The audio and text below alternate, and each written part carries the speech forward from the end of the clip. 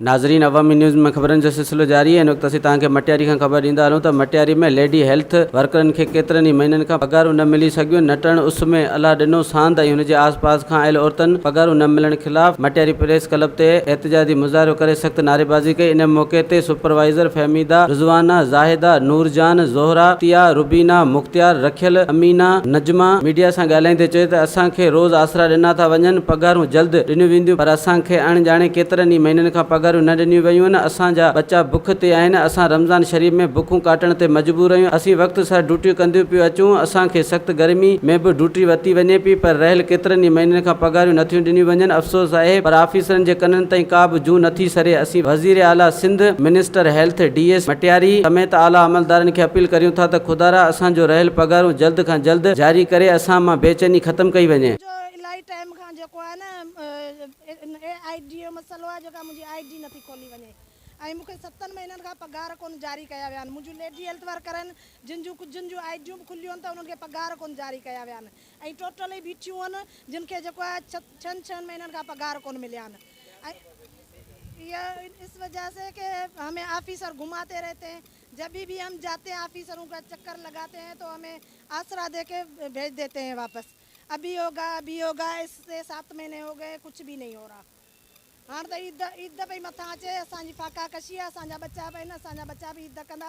मुंहिंजी ID नथा खोली। 6 महीननि खां 7 महीननि खां ऐं इहो चवणु चाहियां थी त आउं बछड़े वाले आहियां, मुंहिंजो पघार जारी कनि। उन खां पोइ बि मूंखे 7 महीननि जो पघार कोन्हे को मिलियो।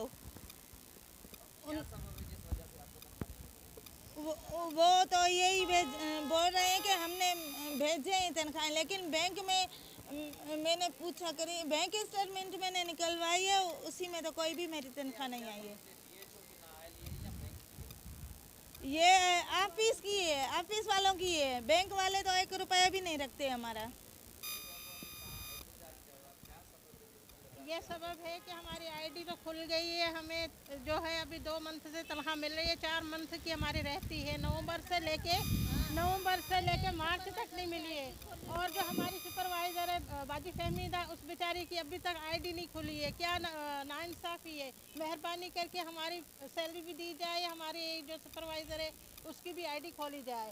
रिक्वेस्ट करूँ था वज़ीर आज़म सिंध के तो मेहरबानी जल्द अज जल्द असांखे पंहिंजो सैलरीज़ पघारूं ऐं जेको असांजो एरियल रहे लाइ ॾिनो वञे त असीं पंहिंजे बच्चनि सां ख़ुशीअ सां ईद मल्हायूं।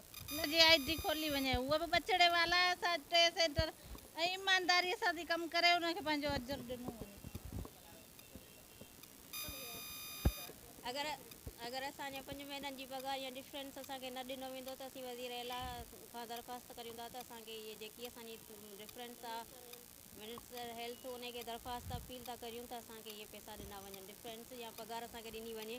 ऐं हींअर ईद आहे, असां बि असांजा बच्चा आहिनि, असांजो बि घरु आहे जंहिंसां असीं ड्यूटी करियूं था त घर ई हलायूं था ऐं असांखे पैसनि जी ज़रूरत आहे। वधीक ख़बरनि ऐं तफ़सील लाइ विज़िट कयो अवामी news Facebook page, YouTube page ऐं अवामी न्यूज़ वेबसाइट।